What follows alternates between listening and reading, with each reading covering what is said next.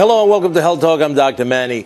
Those who suffer from PTSD know battling the disease is very difficult. But now, a new controversial approach is being tested. Ecstasy, that's right. The club drug known as MDMA or Molly is being considered a treatment in some circles. Here to discuss is the medical director of Summit Behavioral Health, Dr. Elizabeth Andrew.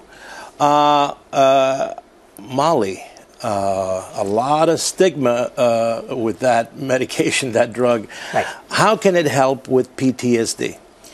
Well, there is actually a study that shows that if you give somebody Molly, which is it's a 3,4-methylene dioxymethamphetamine, so it has properties of both a hallucinogen and a stimulant. Primarily, the hallucinogenic properties are it's an empathogen, which means that people feel very connected to those around them. They feel like everybody loves them, they're happy.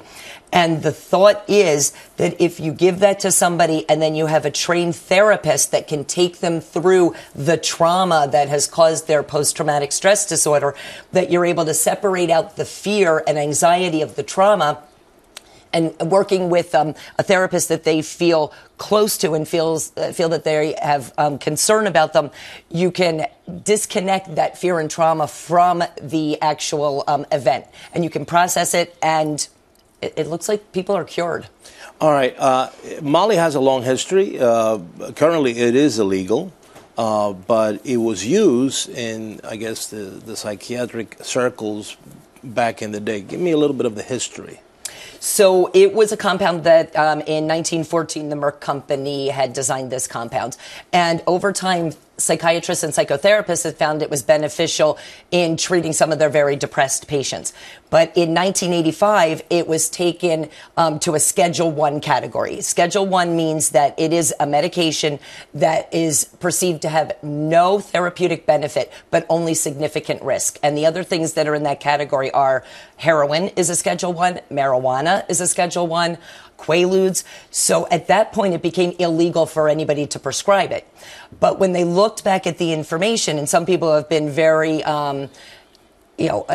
interested in trying to recreate some of that, they found that there were success with some patients being treated with that before it was made illegal. So now, from a safety perspective, you hear the anecdotal reports of kids taking Molly, clubs, and death have been attributed to that medication. Right. Any fear about, that kind of side effect? It looks like they're going to do this in a very controlled environment, right. That somebody is going to be basically laying on a table. Their vital signs are going to be monitored. They're not going to be up moving around.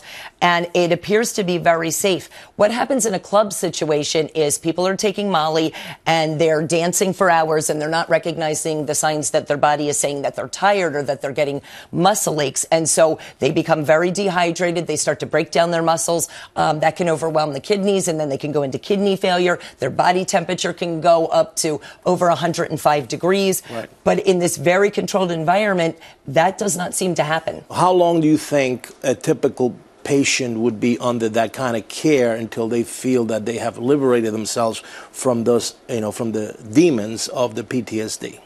Well, in the study, the 83% cure rate was with 2 sessions, and that was 2 8-hour sessions, spaced, I think, a couple weeks apart. You would come into the center, get the medication, be supervised, stay there for the 8 hours. They would have them stay overnight because they wanted to just make sure they were medically stable.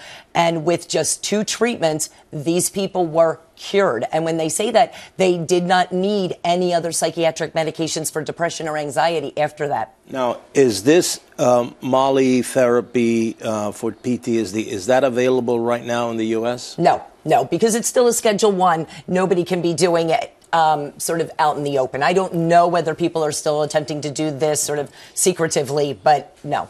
Now, do you think that this Molly should be taken off the category of Category 1?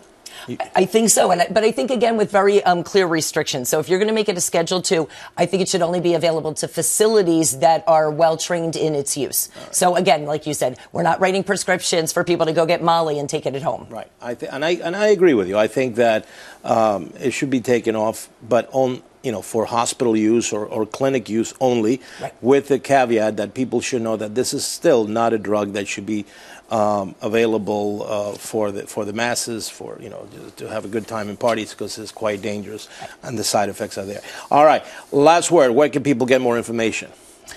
SummitBehavioralHealth.com.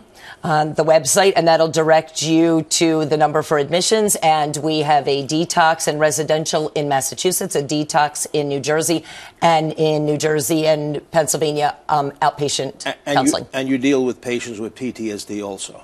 We are dealing with, yes, dual diagnosis, anxiety, depression, PTSD. All yes. Right. Well, thank you so much for being here. Thank you. And if you have any health questions, tweet them at Dr. Manny on Fox. Until next time, I'm Dr. Manny.